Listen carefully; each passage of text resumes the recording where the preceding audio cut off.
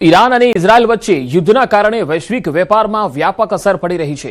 આ યુદ્ધની અસર ભારતના વિવિધ ક્ષેત્રો પર જોવા મળી છે। ખાસ તો રાજકોટમાં કાર્યરત એમએસએમઈ ક્ષેત્રના ઉદ્યોગો પર ભારે અસર પડી છે। રાજકોટના ઉદ્યોગો જેમ કે engineering goods, auto parts, jewellery અને સિરામિક્સના નિકાસ પર મોટા અવરોધો ઊભા થયા છે। આ યુદ્ધના કારણે રેડ સી અને સ્ટ્રેટ ઓફ હોર્મુઝ જેવા મહત્વના જળમાર્ગોમાં વ્યવહાર અસ્થિર બન્યો છે। આ કારણે ભારતીય નિકાસકારોને શિપિંગ ખર્ચમાં 15 થી 20% વધારો અને ડિલિવરીમાં 15 થી 20 દિવસનો વિલંબ થઈ શકે તેમ છે। તેલના ભાવમાં વધારો એમએસએમઈ ઉદ્યોગના ઇનપુટ ખર્ચ પર દબાણ ઊભું કરી રહ્યો છે। જો આ યુદ્ધ લાંબો સમય સુધી ચાલુ રહેશે તો વૈશ્વિક વેપારની સ્થિરતા પર ગંભીર અસર થઈ શકે। રાજકોટ જેવા ઉદ્યોગ કેન્દ્રોને તેની વધુ કિંમત ચૂકવવી પડી શકે તેમ છે। જ્યારે 97% વધારે ઇન્ડસ્ટ્રીઝ એમએસએમઈ છે અને આઈએમએસએમઈ ઇન્ડસ્ટ્રીઝે પોતાનું એક્સપોર્ટ પણ ત્યાંથી ચાલુ કર્યું હોય, જ્યારે દુબઈ ઉપર હુમલો પણ કરવામાં આવ્યો છે, ત્યારે આ બધી જ પરિસ્થિતિઓ ફ્રીઝ થઈ ગઈ છે। આપણા ઉદ્યોગો જે તે જગ્યાએ સ્ટોપ થઈ ગયા છે, એટલે આપણી ફાઇનાન્શિયલ સ્ટ્રેટજી પણ બગડી ગઈ છે। જો યુદ્ધ લાંબુ ચાલશે તો આ બધી વેસલ્સની અને કન્ટેનરોની ફરીથી વિકટ પરિસ્થિતિ કોવિડ ટાઈમે જે સર્જાઈ હતી એવી સર્જાશે। તો ઈરાન ઇઝરાયલ વચ્ચે યુદ્ધની પરિસ્થિતિની અસર સુરતના ટેક્સટાઇલ ઉદ્યોગ પર થશે તેવું નિવેદન ચેમ્બર ઓફ કોમર્સના ઉપપ્રમુખ અશોક જીરાવાલાએ આપ્યું, જેની પાછળ ઘણા કારણો છે। સુરતનો કાપડ વેપાર દુબઈ મારફતે સંયુક્ત આરબ અમીરાતના 45 જેટલા દેશો સાથે સંકળાયેલો છે। જો યુદ્ધ લંબાશે તો કાપડ ઉદ્યોગની સ્થિતિ વધુ બગડશે। ઇઝરાયલ અને અમેરિકા સંયુક્ત રીતે જે રીતે ખાડી દેશો પર હુમલો કર્યો છે તેને લઈને સુરત ટેક્સટાઇલ ઉદ્યોગ પર તેની મોટી અસર જોવા મળી રહી છે। ટેક્સટાઇલના અગ્રણી એવા અશોક જીરા આપણી સાથે છે, આપણે સીધા એમની સાથે વાત કરીએ। શું કહેવું છે અશોકભાઈ, જે પ્રકારે યુદ્ધની સ્થિતિ ઊભી થઈ છે ટેક્સટાઇલ પર તેની સીધી શું અસર? અત્યારે જોવા જઈએ તો મેન ફોકસ અમારું છે યુદ્ધ કેવી રીતે આ શાંત થાય, કારણ કે જે સેકન્ડ લાર્જેસ્ટ પ્રોડક્શન જે આખા વિશ્વની અંદર ચાઇના પછી સુરત કરી રહ્યું હોય ત્યારે મોટી ઇફેક્ટ અમને ટેક્સટાઇલ ઉદ્યોગને થવા જઈ રહી છે। કારણ કે અમે આરબ કન્ટ્રી અમીરાતની અંદર વાયા દુબઈ મતલબ ગલ્ફ કન્ટ્રીને 45 કન્ટ્રીઓની અંદર અમે અમારો માલ મોકલી રહ્યા છીએ, ખાસ કરીને આરબ અમીરાત। એમાં બુરખાનું કાપડ હોય છે, સલવાર કમીઝનું હોય છે, આવી રીતે અમારું કન્ટેનર મોઢે કપડું ત્યાં દુબઈ વાયા દુબઈ થઈને બધા કન્ટ્રીઓમાં જતું હોય। પણ જે રીતે અત્યારે જે માહોલ બની રહ્યો છે અને જે રીતે કહેવાય છે કે યુદ્ધના ભણકારા લાંબુ ચાલે એવા દેખાઈ રહ્યા છે, તો મોટું નુકસાન થશે। તો મધ્ય પૂર્વમાં યુદ્ધની પરિસ્થિતિની વચ્ચે મહેસાણાના 3 વેપારીઓ ફસાયા છે અને વતન વાપસી માટે સરકારને અપીલ કરી રહ્યા છે। 25 ફેબ્રુઆરીએ તેઓ દુબઈ ગયા હતા। વિમાની સેવાઓ બંધ હોવાને કારણે વેપારીઓ ચિંતામાં છે, તો પરિવાર પણ ચિંતામાં છે। બીજી તરફ સાંસદ મયંક નાયક સહિત ભારત સરકારને સુરક્ષિત પરત લાવવા રજૂઆત કરી।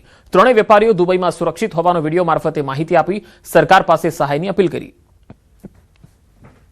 કે દુબઈ આવ્યા છીએ બિઝનેસના કામથી અને છેલ્લા 4 દિવસથી અમે દુબઈમાં ધંધાથી મિટિંગો માટે ઓફિસમાં જ્યાં ત્યાં અમારે જવાનું છે અમે જઈ રહ્યા છીએ। અને ગઈકાલે જે પરિસ્થિતિ બની એના પછી અમે ખૂબ ચિંતિત છીએ અને તે માટે અમે ભારત સરકારને વિનંતી કરીએ છીએ કે અમને ભારત પરત લાવવા માટે મદદ કરવામાં આવે। એના આધારે મહેસાણા જિલ્લાના લગભગ 150થી વધારે લોકોની મારી જોડે માહિતી છે અને હજી પણ લોકો વોટ્સઅપના માધ્યમથી અમને માહિતી મોકલી રહ્યા છે અને એ માહિતી અમે ઉપર અપલોડ કરીએ છીએ। અમારા સેવાલય ખાતે આખી ટીમ અમારી આમાં કાર્યરત છે, એટલે વધુમાં વધુ લોકોને સંપર્ક થાય અને સરકાર દ્વારા કનેક્ટિવિટી થાય એનો અમારો પ્રયત્ન છે। અન્ય સમાચારો પર નજર કરીએ। બરોડા ડેરીની કુલ 6 બેઠક બિનહરીફ થઈ છે, જેમાં 6 ઉમેદવારો બિનહરીફ થયા। ઔપચારિક જાહેરાત જ હવે બાકી રહી ગઈ છે।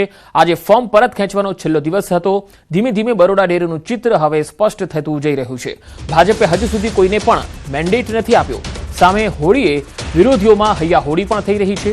ચૂંટણી વિભાગ તરફથી સત્તાવાર જાહેરાત બાકી છે। વર્તમાન પ્રમુખ દિનુ મામા, વર્તમાન ઉપપ્રમુખ જીબી સોલંકી, કૃપાલસિંહ, સંગ્રામ રાઠવા, રમેશ બારિયા અને રાજુ અલવા બિનહરીફ થઈ શકે છે। કુલ 13 બેઠક માટે આ ચૂંટણીનો જંગ હતો, જેમાંથી 6 બેઠક બિનહરીફ થઈ શકે।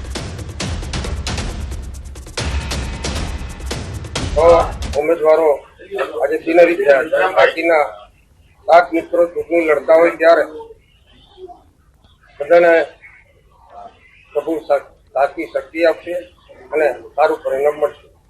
વિરોધીઓને જવાબ આપો, તીર્થાળુઓને આશીર્વાદ। સાબરકાંઠામાં હનુમાનજી મંદિર પર 2 દીપડા જોવા મળ્યા. વિજયનગરના બાલેટા હેર માતા નજીક 2 દીપડા જોવા મળ્યા. મંદિર પાસે આવેલ નદીમાં પાણી પીવા આવેલા દીપડા મંદિર પર ચડ્યા. લોકો આવી જતા આ દીપડા જંગલમાં પલાયન થઈ ગયા. દર્શને આવતા ભક્તો અને સ્થાનિકોમાં ભયનો માહોલ જોવા મળ્યો હતો. તો સાબરકાંઠામાં આ તસવીર જોવા મળી છે, જ્યાં 2 દીપડા મંદિર પર ચડી ગયા. વધુ માહિતી મેળવીએ. સાબરકાંઠાથી સંવાદદાતા ઈશાન પરમાર જોડાયા છે. ઈશાન, આ 2 દીપડાને લઈને શું વધુ માહિતી આવી રહી છે? ચોક્કસ કે સાબરકાંઠા જિલ્લો મોટાભાગે જંગલોથી ઘેરાયેલો છે અને ખાસ કરીને વિજયનગરનો પોલો ફોરેસ્ટ અથવા તો વિજયનગર આસપાસના ડુંગરાળ વિસ્તારના કારણે ત્યાં વન્યજીવોનો વારંવાર અવર જવર રહી છે. ત્યારે આજે 2 દીપડા બાલેટા ગામ પાસે 2 દીપડા જોવા મળ્યા હતા, જે નદીમાં પાણી પીવા આવ્યા હતા. ત્યારબાદ લોકો આવી જતા પહેલા તો તે હનુમાનજી મંદિર ઉપર ચડી ગયા હતા અને ત્યારબાદ જંગલમાં પલાયન થઈ ગયા હતા. તો છે કે સ્થાનિકોમાં ભયનો માહોલ જોવા મળે છે, જે દર્શન કરવા આવતા ભક્તોમાં પણ ભયનો માહોલ જોવા મળી રહ્યો છે. એટલે કહી શકાય કે પાંજરું મૂકવાની પણ તેમને રજૂઆત તો કરી છે, પરંતુ આ જે વન્ય જંગલ વિસ્તાર છે જ્યાં વન્ય પ્રાણી અવર જવર હંમેશા રહેતી હોય છે. પંકજ. જી ઈશાન, આભાર માહિતી આપવા માટે. ગીર સોમનાથમાં પીપળવા ગામે સિંહોનું ટોળું કોડીનારના બાવાના પીપળવા ગામે સિંહોના ધામા જોવા મળ્યા. અહીંયા એક સાથે 8 સિંહો જોવા મળ્યા. આ તસવીરોમાં તમે જોઈ શકો છો. મોડી રાત્રે ગામમાં લટાર મારી પશુનું મારણ કર્યું. ગીર જંગલથી અંદાજે 30 કિલોમીટર દૂર ગામમાં સિંહોનું ટોળું ચડી આવ્યું. લોકોમાં હવે ફફડાટ વ્યાપી ગયો છે. જોકે ગીર સોમનાથના આ વિસ્તારોમાં સિંહો વારંવાર દેખાતા રહ્યા છે. અગાઉ કોડીનારથી પહેલા ઉનામાં પણ આ જ પ્રકારે સિંહોનું ટોળું જોવા મળ્યું હતું. આ વખતે 8 સિંહો એક સાથે ગામમાં લટાર મારતા સીસીટીવીમાં કેદ થયા છે અને લોકોમાં હવે ફફડાટ વ્યાપી ગયો છે. તો પીપળવા ગામે સિંહોનું ટોળું જોવા મળ્યું છે. તસવીરોમાં જોઈ શકાય છે. ગામમાં જ્યારે 8 સિંહો એક સાથે જોવા મળે છે ત્યારે સ્વાભાવિક છે ગામ લોકો હવે બહાર નીકળવાનું પણ ટાળતા જોવા મળે. જોકે રાતનો સમય હતો એટલા માટે અહીંયા કોઈ જાનહાનિ થઈ નથી અને લોકોએ આ સીસીટીવીમાં આ દ્રશ્ય જોઈને ગામના જે વડીલો છે તેમને પણ જાણકારી આપી હતી. આ તરફ અમરેલીના રાજુલામાં સાવજોના આંટાફેરા વધ્યા છે. અહીંયા મોટા આગરિયા ગામની શેરીઓમાં સાવજોએ ધામા નાખ્યા હતા. તસવીરોમાં જોઈ શકાય છે. સુમસામ રાત્રે ગામની બજારોમાં એક બાદ એક સાવજ જાણે પેટ્રોલિંગ કરી રહ્યા હોય તેમ આંટા મારે છે. મોડી રાતે ગામમાં કેસરીની ગર્જનાથી લોકો ડરી ગયા હતા. જોકે કોઈ શિકાર ન મળતા ગીરનો રાજા જંગલમાં પરત ફર્યો. આ તરફ શિકારની શોધમાં ફરતા ફરતા સાવજો હવે શિકાર કરવા માટે શહેરની નજીક પહોંચી ગયા છે. ભાવનગર પંથકમાં પણ સાવજોની સંખ્યા વધારી છે. શેત્રુંજય તીર્થમાં 6 ગાયોની મહાયાત્રા શરૂ થાય તે પહેલા ભાવનગર જિલ્લાના પાલીતાણામાં શેત્રુંજય પર્વત પર સિંહ પહોંચી ગયા. પર્વત પર 2 સિંહ લટાર મારતા જોવા મળ્યા. જાણે દર્શન કરીને ઉપરથી નીચે આવતા હોય એ રીતે ગીરના ડાલામથ્થા પગથિયાથી નીચે ઉતરતા જોવા મળ્યા. સ્થાનિક યાત્રિકોએ પણ સાવજોના કારણે થોડીવાર રોકાવું પડ્યું હતું. ત્યારે 6 ગાયોની યાત્રા પહેલા સાવજો દેખાતા ભક્તોમાં ભયનો માહોલ છે. વન વિભાગ પૂરતો બંદોબસ્ત ફાળવે તેવી માંગ ઉઠી છે.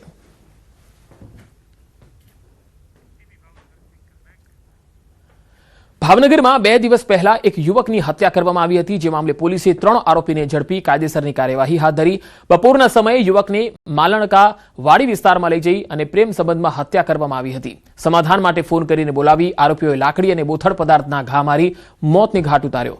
મૃતક રાધેશ બારૈયા ઘરેથી નીકળ્યાના થોડા સમય બાદ બેભાન હાલતમાં મળ્યો.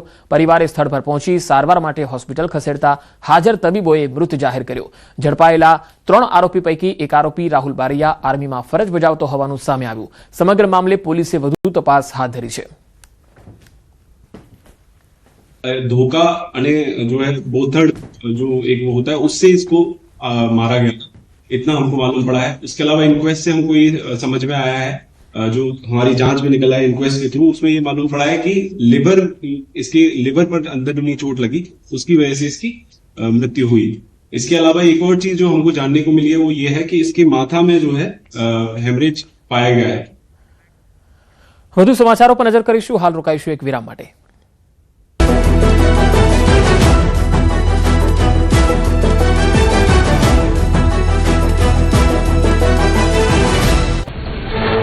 અમેરિકા ઇઝરાયેલ હુમલામાં ઇસ્લામિક ક્રાંતિના નેતા આયતુલ્લાહ સૈયદ અલી ખામનીનું મોત. ઈરાની મીડિયાએ મોત થયાની કરી પુષ્ટિ. ઇસ્લામિક ક્રાંતિના નેતાના મોત બાદ ઈરાને 40 દિવસનો રાષ્ટ્રીય શોક જાહેર કર્યો. આયતુલ્લાહ અલી ખામનીના મોતને લઈને અમેરિકાના રાષ્ટ્રપતિ ટ્રમ્પે સોશિયલ મીડિયા પર પોસ્ટ કરી કહ્યું, ઇતિહાસના સૌથી ક્રૂર માણસોમાંના એક ખામનીનું મોત અમેરિકનો અને વિશ્વભરના ઘણા દેશોના લોકો માટે ન્યાય ગણાવ્યો. ખામનેઈના મૃત્યુ પછી અલી રેઝા અરાફીને ઈરાનના સર્વોચ્ચ નેતા તરીકે નિયુક્ત કરાયા. કાઉન્સિલે બનાવ્યા સુપ્રીમ લીડર. અરાફી અગાઉ અલ મુસ્તફા ઇન્ટરનેશનલ યુનિવર્સિટીના વડા તરીકે આપી ચૂક્યા છે સેવા. Kuwait internet